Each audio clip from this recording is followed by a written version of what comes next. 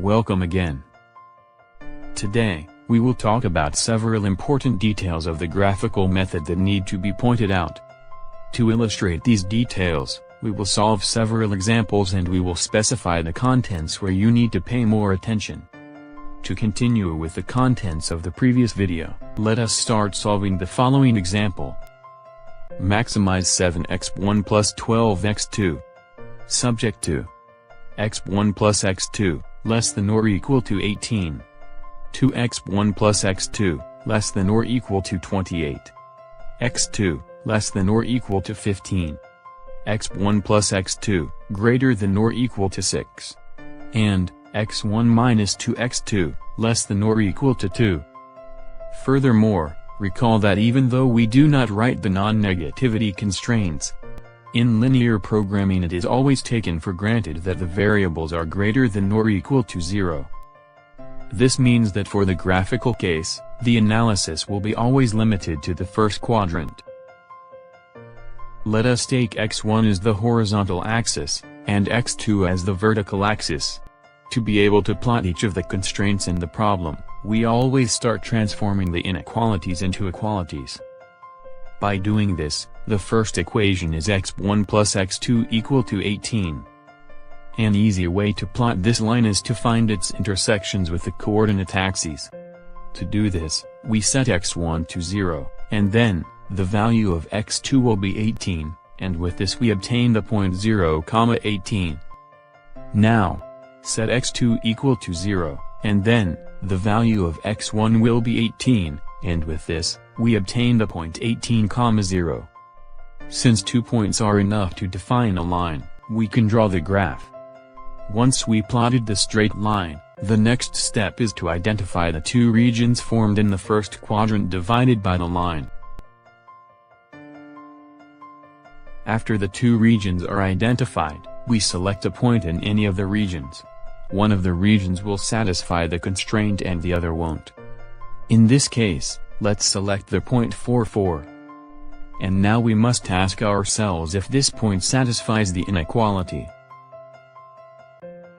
If the point satisfies the inequality, all the region where the point is located will satisfy the constraint.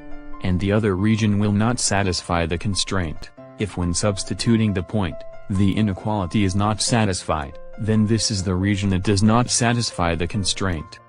Once we know which region does not satisfy the inequality, we proceed to eliminate it from the graph.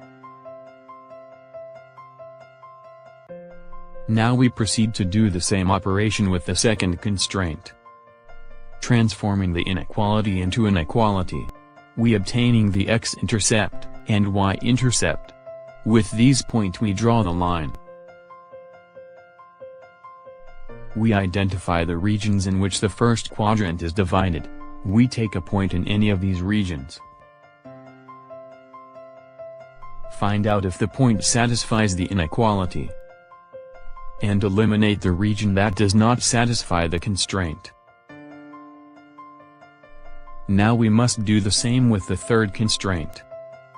Recall that x2 equal to a constant represent a horizontal line. While if the equation was x1 equal to a constant, it will represent a vertical line. Obviously, this line segment divides the first quadrant in two regions, one above the green line, and the other below it. The constraint is satisfied in the first region, and therefore, we proceed to eliminate region 2 from the graph. The way in which the fourth operation must be handled, is very similar to how the first two constraints were handled. And surely you will arrive to this graph. The last constraint is one where you may have problems plotting it. When one of the variables has a negative sign, then the x-intercept or the y-intercept will lie outside the first quadrant, which may complicate the graph. In this case we advise you solve the equation for one of the variables, and try values to obtain 2 points in the first quadrant. For instance, in the fifth constraint it is possible to solve for x1 like this.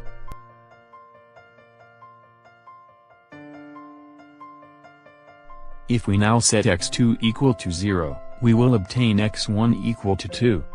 And if x2 is set to 4, we will obtain that x1 is 10.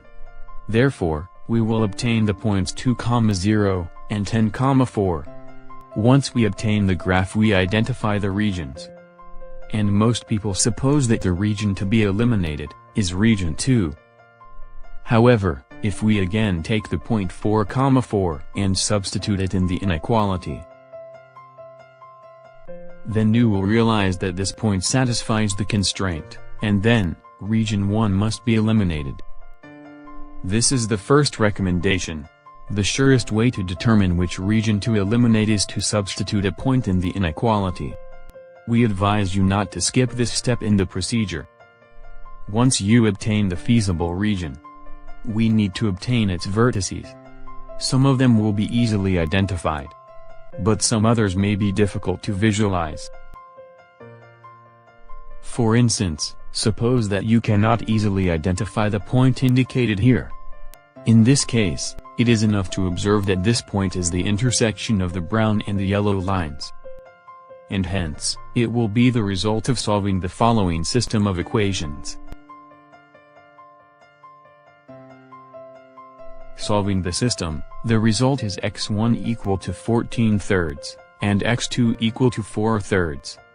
In this example, the vertices of the region are the following: 0, 6, 14/3, 4/3, 58/5, 24/5, 10/8, 3/15, and 0/15.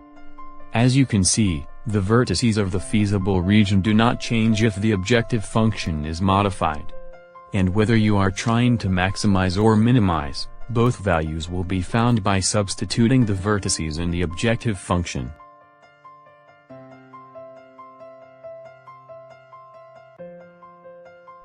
The maximum objective function value is found in the point 315. But if we wanted to find the minimum value, we would obtain it in the point 14/3, 4/3. As you can observe, after finding the vertices of the feasible region, the whole problem can be reduced to substitution of values. Now let's explore another idea. Suppose that to this set of constraints we add one more constraint.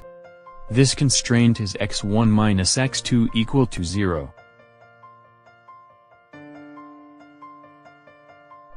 Note that this expression is an equality, and therefore, the points that satisfy this equality are those which lie exactly on the straight line.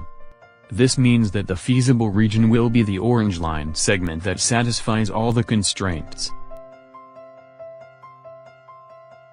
And the extremes of the feasible region will only be these 2 points. The point 33, and the point 99. One of them will be the maximum and the other will be the minimum. If we add as a constraint a second straight line, which intersects with the previous straight line within the feasible region, then the new feasible region will only be a point. And this point will be the only point that satisfies all the constraints, and therefore, it will be the maximum as well as the minimum. Let's go back to the original problem. And suppose we add the constraint x1 greater than or equal to 15. The equation is represented as a vertical line. This line divides the first quadrant in 2 regions. And in this case the region that satisfies the inequality is region 2. But when we eliminate region 1 from the graph, we also eliminate the feasible region.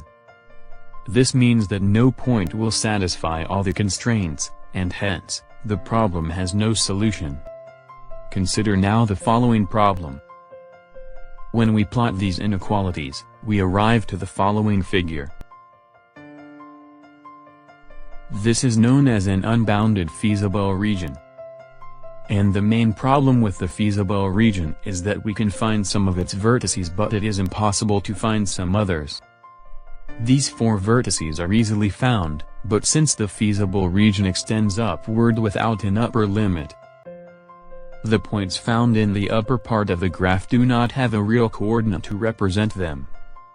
So that we will denote them as 0, infinite, and 15, infinite.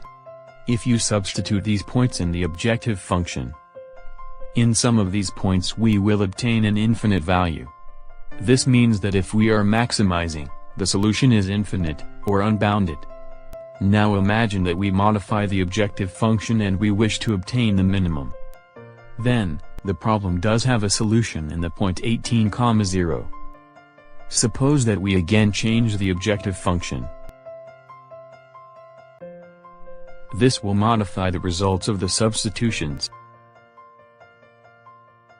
And as you can see, the problem again will have an unbounded solution.